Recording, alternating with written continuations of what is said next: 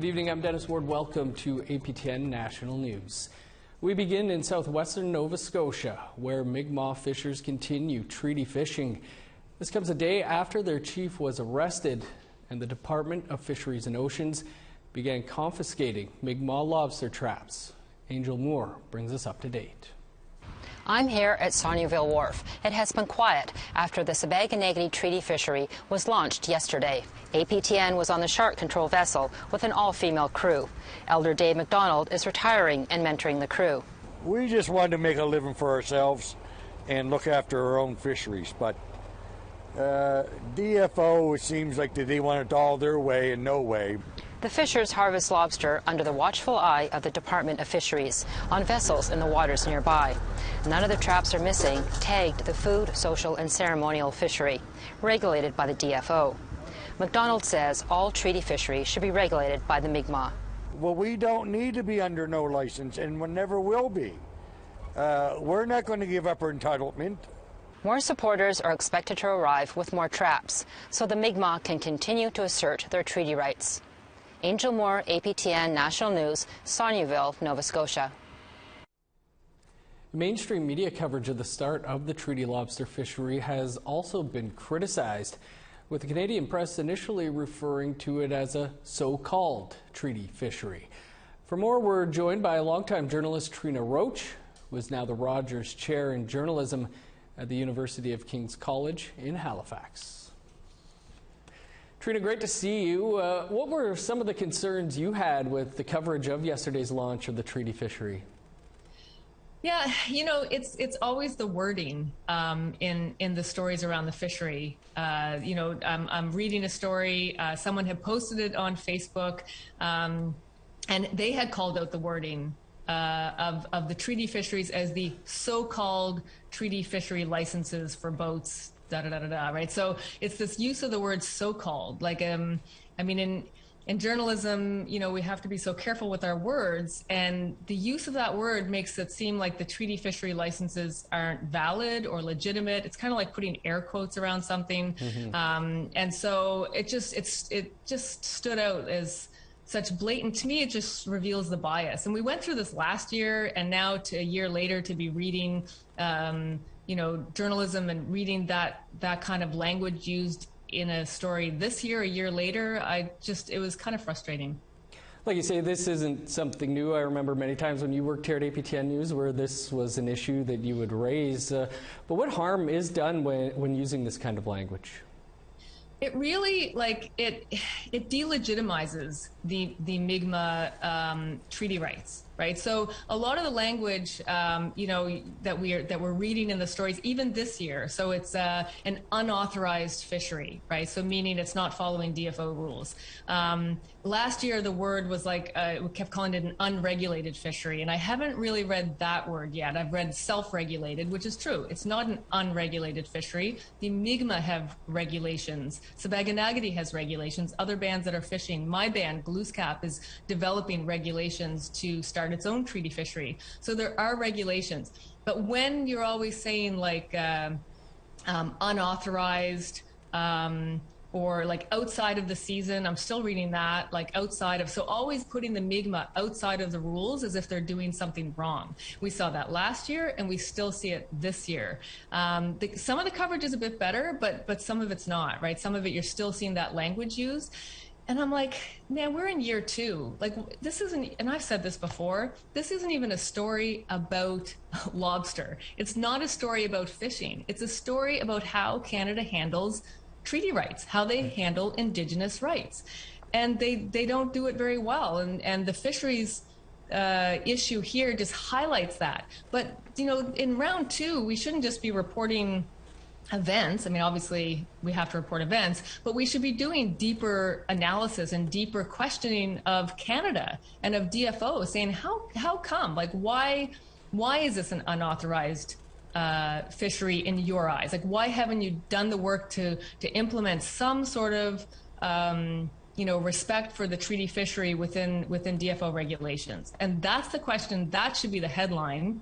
But that's not what you see. You see unauthorized fishery or Sack got arrested. Obviously that's a headline, but the language is just really damaging to the narrative of sort of what's happening on the ground. Trina, as someone who is Mikmaw and spent years covering the treaty fishery and who's now a professor of journalism, what is your advice for those covering this story? You know, do your homework. First of all, do your homework so that you understand, and this is year 2, so all the reporters now who are covering this have had time to understand the Marshall decision, understand what the treaties, understand the Mikmaw history here. So you know, so you're walking in and you can make sense of the situation in a better way. So that's the first thing, is do your homework. Watch your wording, because when we're calling it a dispute, some wording, it actually makes it inaccurate, right? So some wording, like a dispute is kind of like two people, or I've heard it called a clash, you know, they're clashing. Mm-hmm. Well, that's like 2 equal sides, and that's not what's happening, right? You have a small group of Mikmaw who are fishing, and like last year you had like a huge mob of protesters, right? And that's not a dispute. So really describing what's happening accurately, providing the context, and using active language, because one of the other things I read was like, a lobster pound. This is just, I just read it like this morning. A lobster pound was scorched last year, and I'm like, well, that's not even accurate. Like somebody scorched it. So active writing, right? In journalism, it's much more accurate when you say. When you use active writing, because there was somebody charged in that, so we know who scorched the building. We can say it, and then finally, just making sure that you're focused on sort of the real story at this point, the real question of why the rights aren't being implemented, and that you understand the facts. The Mikmaw have treaty right. That's a fact. That the Marshall decision upheld those rights. That they didn't grant the rights. That's a fact. And so we don't have to attribute. As journalists, we attribute things that are emotion or opinion. He says he has treaty rights. Well, no, we can just say Chief Sack has treaty rights. The Mikmaw have treaty rights, and so we can just give that the validity that it deserves. And so that would be my journalism lesson on how to report well on the fisheries. Well, Professor Roach, it's great to see you and great to have you with us. Appreciate you taking some time for us. Thank you, Walal and Dennis. Meanwhile, in BC, coastal First Nations are demanding the Department of Fisheries and Oceans respect their right to fish. 5 Nuu-chah-nulth First Nations say they've issued licenses and will harvest according to their own fisheries plan. After 18 years in the courts, they say they can't wait any longer. APTN's Lee Wilson has more. In 2009, a Hausut First Nation won a BC Supreme Court case versus Canada, affirming their Indigenous rights to fish their traditional territory and sell commercially. They are one of 5 Nuu-chah-nulth First Nations located on Vancouver Island included in that decision. It was seen as a victory for Indigenous fishing rights. Since then, the federal government appealed the decision multiple times to the Supreme Court. Wickaninnish Cliff Atleo, lead negotiator for a Hausut, says after 18 years in the courts, not much progress has been made. I knew it was going to be a roll of the dice when we go to court, because it always is for our people. But our case was so strong that it's upheld very strongly, and the government has just been, really not cooperating. The 5 Nuu-chah-nulth nations have expressed frustration and the lack of progress around their fishing rights, even with legal backing. In April of this year, the BC Court of Appeal told the federal government they must negotiate with the First Nations. Atleo said negotiations have been nearly non-existent, and that DFO warned buyers not to purchase from their nations. They are still in talks with DFO, but the 5 nations are now launching their fisheries to sell fish and seafood harvested in their traditional territories. 5 nations have created a fishing plan that they're going to fish to, that have been authorized by the hereditary chiefs. And it's going to operate beyond the quotas provided by the government. Fisheries and Oceans Canada responded to APTN with an email statement stating they have signed agreements and remain in talks with the nations. We signed an incremental reconciliation agreement on September 10th of 2019 and have been working closely with the First Nations on a more comprehensive reconciliation agreement for fisheries resources. The Nuu-chah-nulth say, for generations, their cultures, societies, and economies thrived off of harvesting and trading. they will enact their fishery based on their traditional knowledge. Cliff Atleo shared the teachings from his father around protecting their territory. Mankind didn't create that system, he said. It was gifted to us by the Creator for the purpose of looking after land, oceans, resources, and people, all as one. The role of the chief was to look after that hotly. That's what it's called. Lee Wilson, APTN National News, Kitimat. To Alberta now, where Crown prosecutors are seeking to increase the sentence given to a truck driver for the killing of an Indigenous woman in his Edmonton hotel room. Bradley Barton was sentenced to 12.5 years for manslaughter in the death of Cindy Gladue. The Crown wanted a prison term of 18 to 20 years. Barton testified he paid Gladue for sex and was shocked to find her body in the hotel room bathtub the next morning. But the Crown says he sexually assaulted her, causing fatal injuries. Time for a quick break now. Coming up, how the Yukon is faring in its battle against the climate crisis. Stay with us.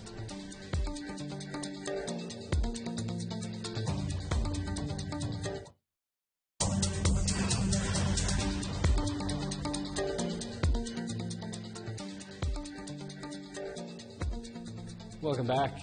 To the pandemic now, and the Northwest Territories is facing a COVID-19 outbreak. There are now 34 cases, and health officials say there will be probably more in a matter of days. 31 of the 34 confirmed cases are linked to a spread in the Sawtoo region. Officials say the cases are connected to a hand games tournament, which took place in Fort Good Hope earlier this month. The 600-person community of Fort Good Hope and 150-person community of Colville Lake are in lockdown for 10 days. The outbreak has also prompted Nunavut to close its travel bubble with the NWT. All unvaccinated travelers must stay 14 days in a Yellowknife isolation hotel before going to Nunavut. Yukon's first annual report on its ambitious climate change strategy was released last week. And as Sarah Connors tells us, it's mostly on track. Our Clean Future is the Yukon government's strategy to address the territory's climate emergency. It was developed in partnership with Yukon First Nations and other groups. Its first annual 2020 report was just released. So how did it do? Here's some of the highlights. Thanks to a new rebate program, there were 58 zero-emission vehicles registered in the Yukon at the end of 2020, twice as many as compared to the end of 2019. The territory also supported 25 high-performance building retrofits and 15 smart electric heating system installations. And it installed air quality monitoring stations in 8 communities and prepared geohazard maps for 11 communities. Altogether, the report shows that the territorial government has completed 9 of its 11 actions for 2020. Actions it didn't complete last year, like developing a glacier monitoring program, will be finished by the end of 2021. The report also includes new additions like reducing Yukon's greenhouse gas emissions from 30 to 45% by 2030. Now, the report does acknowledge greenhouse gas emissions in 2019 were 18% higher compared to 2010 levels. They're expected to decline as a result of the actions in the strategy. There are 131 actions in Our Clean Future. The goal is to complete most of them by 2030. Sarah Connors, APTN National News, Whitehorse. Thanks, Sarah. Manitoba is the host of an International Indigenous Youth Suicide Conference this month, a biannual event to connect the global Indigenous community and raise awareness about suicide. The First Nations Health and Social Secretariat of Manitoba kicked off the event virtually today by engaging with Canadian youth about what's happening on the front lines. Next Monday, they plan to pass on the findings to Indigenous dignitaries from across the world. Former NHL player Jordan Tutu and Murray Sinclair are just some of the Canadians who will speak at next week's conference. Manitoba is the first Canadian province to host the event since its founding in 2016. The intent of it was that to know that we're doing things in our own way as Indigenous people, with Indigenous connection, whatever it might be for life promotion, suicide prevention, it's happening in our communities. It's just not being shared. So this is an opportunity for people to connect. Colonial names are being erased and replaced on the streets of Saskatoon. That story and more coming up.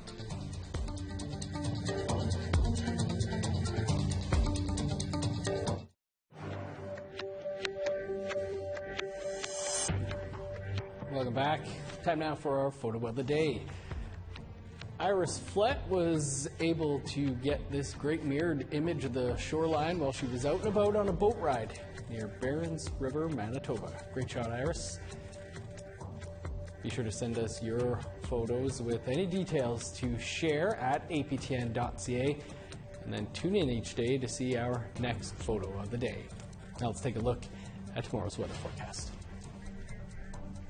Starting on the East Coast, 26 in Halifax, sunny, and 28 for St. John's. Rain in Nain with a high of 16, 29 for Happy Valley Goose Bay. 28 with showers in Montreal, sunny, and 28 in Chibougamau. 29 under the sun in Sault Ste. Marie, rain, and 27 in North Bay. 30 and sunny for Thunder Bay, 33 with showers for Sioux Lookout. 18 and rain in God's Lake and Norway House. Sunny and 32 for Winnipeg and Gimli, 22 with showers in Dauphin. 21 in Saskatoon and North Battleford. 20 in Buffalo Narrows and La Ronge. Over in northern Alberta, 20 with showers for Fort Chip, 21 in Fort McMurray. 20 with rain in Medicine Hat, 22 in Edmonton. 23 and sunny for Vancouver, 22 under the sun for Victoria. 19 in Prince George, showers, and 15 in Dease Lake. 12 with rain for Old Crow, rain, and 17 for Whitehorse. 16 in Yellowknife and Norman Wells, rain, and 19 in Wrigley. +1 with a chance of snow for Sax Harbor, 10 with showers in Paulatuck. 13 in Chesterfield and Whale Cove. 3 in Resolute, 9 in Igloolik.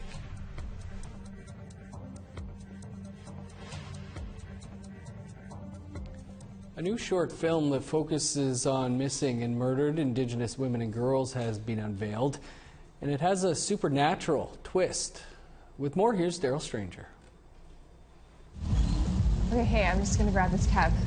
Okay, see you soon, babe. Kweskaseyu, or She Whistles, follows a two-spirit woman going to her girlfriend's place after a night out, but ends up being assaulted by her cab driver. The film shines a light on the violence and discrimination that many Indigenous women face. They hopefully understand that the part of the movie that's not a fantasy is the beginning, when the way that the woman in the vehicle is treated by the cab driver, and it gets like progressively more inappropriate, and she's at his, basically like she's at his disposal. That's a position that women put themselves in every day, and it's not something that is looked on as a bad move. You're supposed to take a cab home, you know, but that's not always safe. The film also incorporates a supernatural element. In some Indigenous cultures, it is said if you whistle at the Northern Lights, ancestors will come and take you away.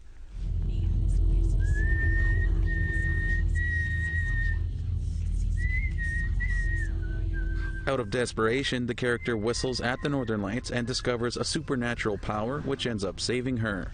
So in Nehiyaw culture, you're not supposed to, like, you get told by like all your aunties and grandmas and everyone like not to whistle at the Northern Lights because they'll come down and take you away. And in this version, they don't take you away, but they it was kind of like her last ditch attempt to like escape, and in a way she's given a power to help. So we kind of fictionalized like the actual, what they actually say about the Northern Lights, but that's where it comes from. Written, directed, and starring Indigenous women, MacArthur says it was important to have the character save herself. And I wanted to show this is what really happens, but it's not satisfying for an Indigenous audience to see that. And we want to at least like explore the idea that, you know, we could have some retribution and what would happen if you could save yourself from the situation and save others from going through it as well. Curran and MacArthur say a feature film on the same subject is in the works to be released at a later date. You can watch the film online at the Fantasia Film Festival website. Daryl Stranger, APTN National News, Winnipeg. In Saskatchewan, parks and streets in Saskatoon have been given colonial names, but now the city wants to reflect the Indigenous culture that was there long before. APTN's Priscilla Wolf explains how. We named the street Shakamufta, and that means connected. So it's connected to a longer street. This is 82-year-old Harriet St. Pierre. She's a retired teacher assistant and Métis. St. Pierre was asked by the city of Saskatoon to name a street in Michif. I'm really happy. I'm really happy. That goes to show that us Métis people are beginning to get recognized. And I'm really happy to have a street by our language, hoping that's a start and maybe have a few more streets in our language. That would be very nice. A committee in Saskatoon is now working to continue to name other Saskatoon streets and landmarks to reflect Indigenous culture. Saskatoon Mayor Charlie Clark says naming streets and landmarks Indigenous names is a good start. For me, what I think about is about the young people growing up in our city today, and when they look around the city, do they see street names, sculptures, monuments, and the reflection of the city as a place that feels welcoming. The new Michif Street, Shakamota, will not be up until at least a year from now, but it's important that the street naming committee in Saskatoon continues their work. I think of all the young First Nations, Métis, Inuit, Indigenous children, you know, growing up here, and right now most of their street names and a lot of the other sort of symbols of our city are more reflective of the European colonial kind of history of the city. Mayor Clark says the city welcomes everyone and wants Indigenous names to be a big part of the city, street, and landmark names. Priscilla Wolf, APTN National News, Saskatoon. A nice start. Well, that is all the time we have for your APTN National News for this Tuesday. For news anytime, you can visit our website, aptnnews.ca. Stick around, an encore presentation of Face to Face is up next. I'm Dennis Ward. Thanks for being with us. Mina Kawapaman.